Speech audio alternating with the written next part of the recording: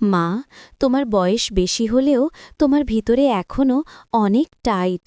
আমি একটু করলে আর পারব না মা। তোমার ভিতরে এত গরম কেন? আমার এটা তো পুড়ে যাবে। তোমার ভিতরে কি পানি ছেড়ে দিব? যখন আমি আমার বাগানে গাছের যত্ন নিচ্ছিলাম তখন সেখানে কারো আসার আশা করিনি। এটি ছিল আমার দিনের সবচেয়ে প্রিয় সময়। মাটি দিয়ে হাত নোংরা করা, রোদের উপভোগ করা এবং শুধু শান্তি অনুভব করা, এটি ছিল আমার দৈনন্দিন রুটিন। কিন্তু সেই দিন হঠাৎ আমি আমার পিছনে পায়ের শব্দ শুনতে পেলাম। যখন আমি পিছনে ফিরে তাকালাম তখন সেখানে আমার ছেলে অরুণ দাঁড়িয়েছিল। সে তার বর্বর হাসিভরা চোখে আমাকে দেখছিল। যেই আমি তাকে ফিরে তাকালাম সে খিমাই বলে আমাকে ডাকল। তখন তার কণ্ঠে ছিল উষ্ণ উৎসাহ এবং ঠোঁটে হাসি। আমি তখন হাসি ছাড়া থাকতে পারলাম না। অরুণ, তুমি এখানে কি করছো? আমি আমার হাত থেকে মাটি ঝেড়ে তাকে জিজ্ঞাসা করলাম। তখনই সে আমার কাছাকাছি এলো এবং আমাকে জোরে জড়িয়ে ধরল। এটি ছিল আকস্মিক, কিন্তু আমি তাকেও ফিরে জড়িয়ে ধরলাম। তারপর তার শক্ত বাহুগুলোকে আমার চারপাশে অনুভব করতে লাগলাম। অরুণ এখন ২-৫ বছরের হয়ে গেছে এবং তাকে দেখে আমি অবাক হতাম যে সে কিভাবে এত দ্রুত একটি লম্বা সুন্দর পুরুষে পরিণত হয়েছে। তারপর সে আমাকে বলল, মা, আমি আপনাকে এখানে একটি সারপ্রাইজ দিতে এসেছি। ও, সে আমার চোখের দিকে তাকিয়ে বলল, আমি জানি আপনি এই বাগানটি কতটা পছন্দ করেন এবং আমি ভেবেছিলাম আমি আপনার কিছু সাহায্য করতে পারি। তখন আমি হালকা করে হেসে বললাম, ঠিক আছে, আমি সঙ্গীর আশা করিনি, কিন্তু সাহায্য করতে অস্বীকারও করতে পারি না। যখন সে আমার পাশে দাঁড়াল এবং একটি ছোট কোদাল হাতে নিল, তখন তার চলাফেরায় কিছু আলাদা ছিল। তার যুবক শক্তিতে পরিবেশ ভরে গেল এবং এক মুহূর্তের জন্য বাগানটি একটি নতুনভাবে সুগন্ধিত হয়ে উঠল।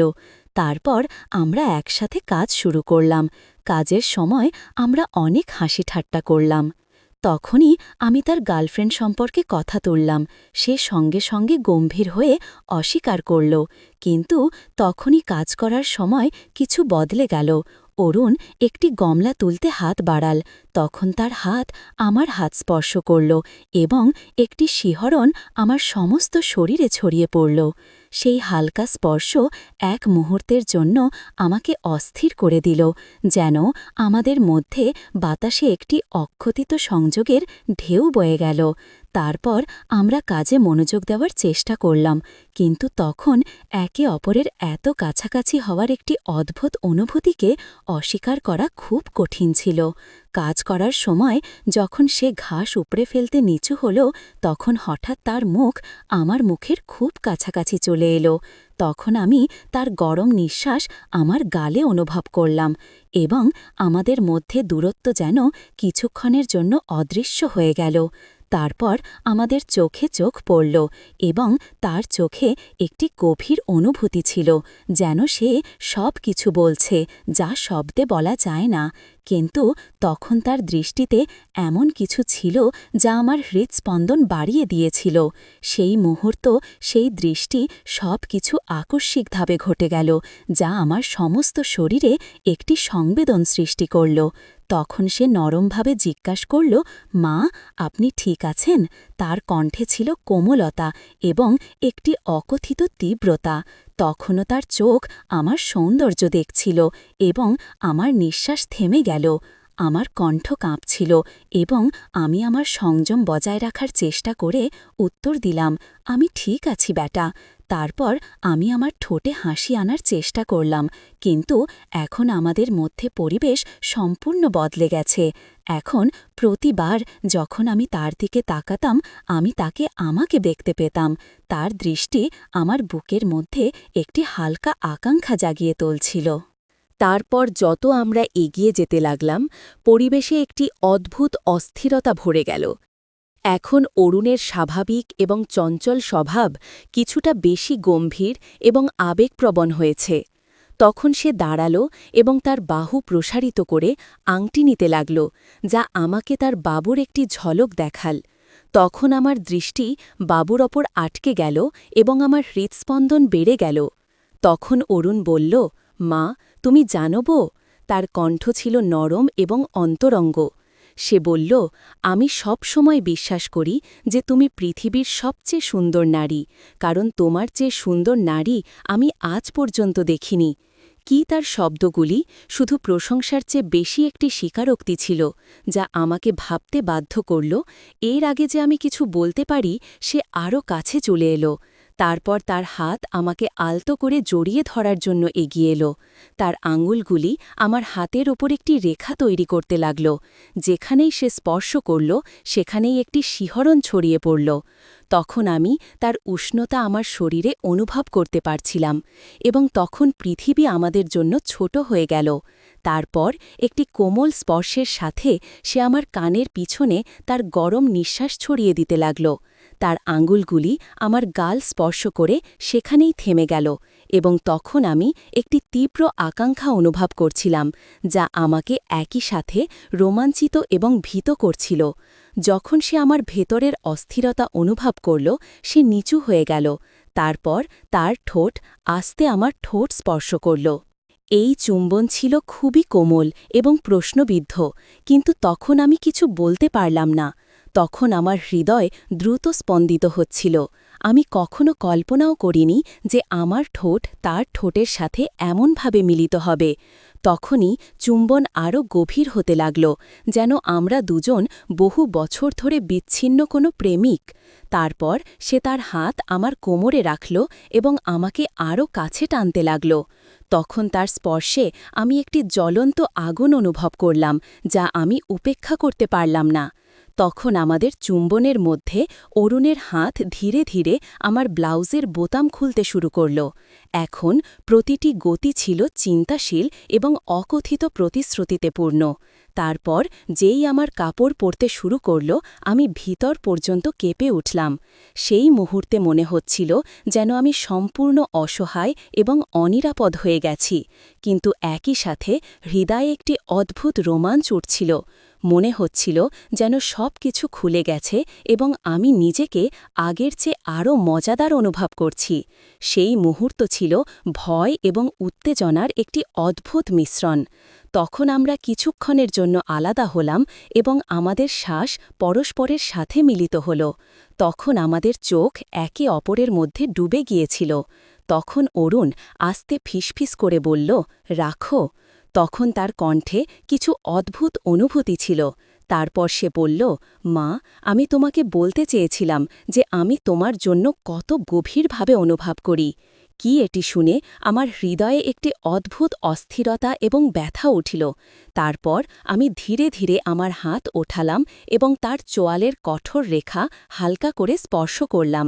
তখন তার চোখে এমন কিছু ছিল যা আমাকে আরও কাছে টানছিল।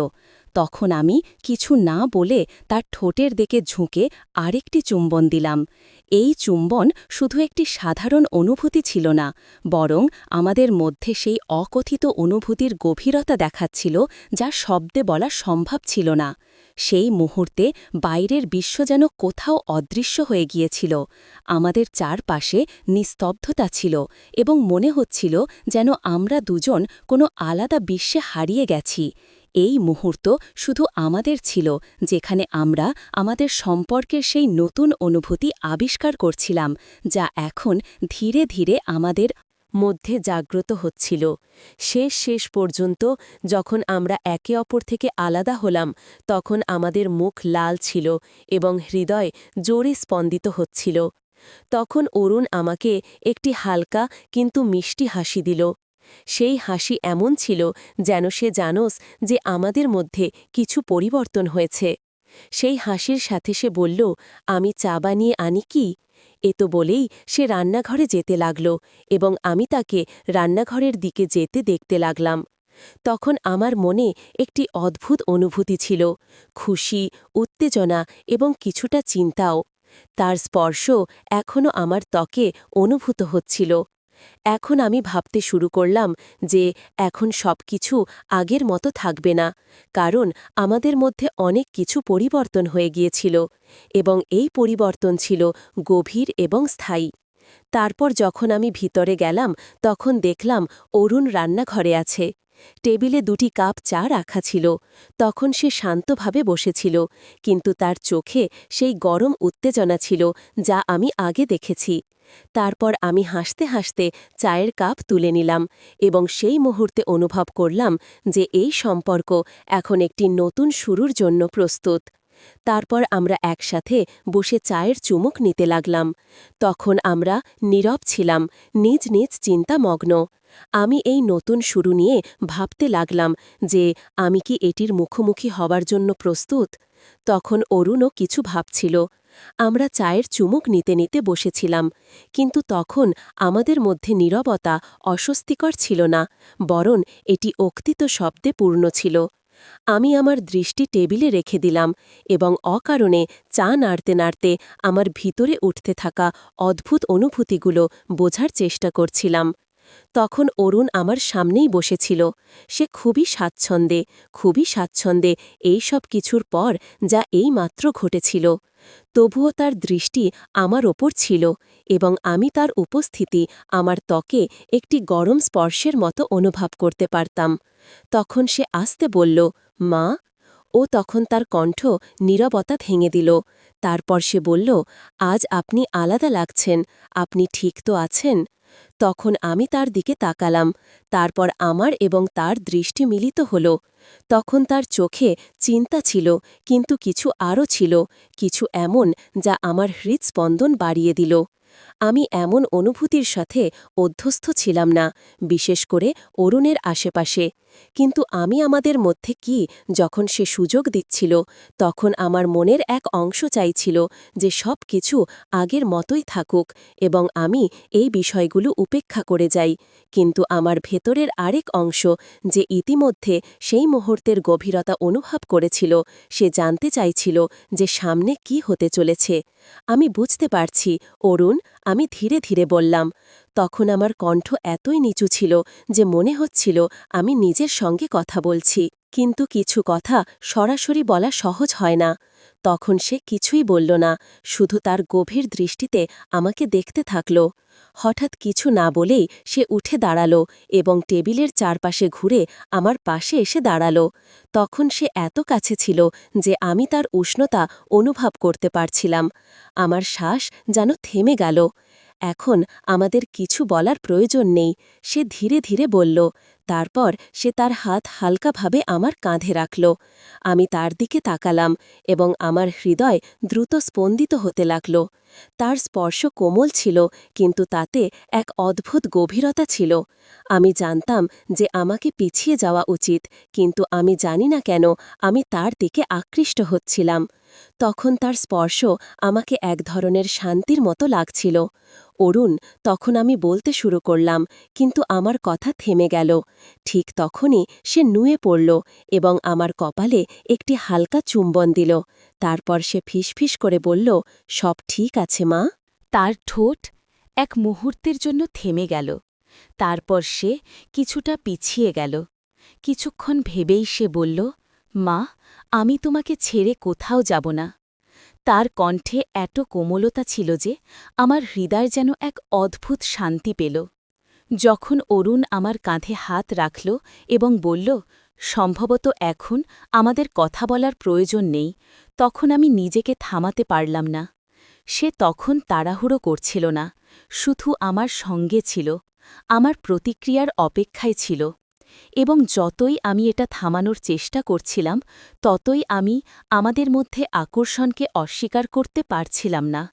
তখন আমি অরুণের সঙ্গে নিরাপদ বোধ করছিলাম, কিন্তু এখন এটা তার চেয়ে অনেক বেশি হয়ে উঠছিল। এখন আমাদের মধ্যে কিছু উন্মোচিত হচ্ছিল, এমন কিছু যা আমাদের নির্ধারিত সীমানা অতিক্রম করেছিল। অরুণ, আমাকে? না, আমি ফিসফিস করে বললাম। এর আগে যে আমি পুরো কথা বলতে পারি, সে ধীরে ধীরে আমার গাল ধরে আমার মুখ তার দিকে ঘুরিয়ে নিল। তারপর সে ধীরে ধীরে বলল, মা, তোমার কিছু বলার প্রয়োজন নেই, শুধু আমাকে এখানে তোমার সঙ্গে থাকতে দাও। তখনও আমার হৃদয় দ্রুত স্পন্দিত হচ্ছিল। যখন আমি তার চোখের দিকে তাকালাম, তখন তার দৃষ্টিতে এক আকাঙ্ক্ষা দেখে আমি স্বস্তি পেলাম, আবার ভয়ও পেলাম। আমি জানতাম না কি করতে হবে, এই অনুভূতিকে কিভাবে বুঝব যা আমার ভেতর উথাল-পাথাল করছিল।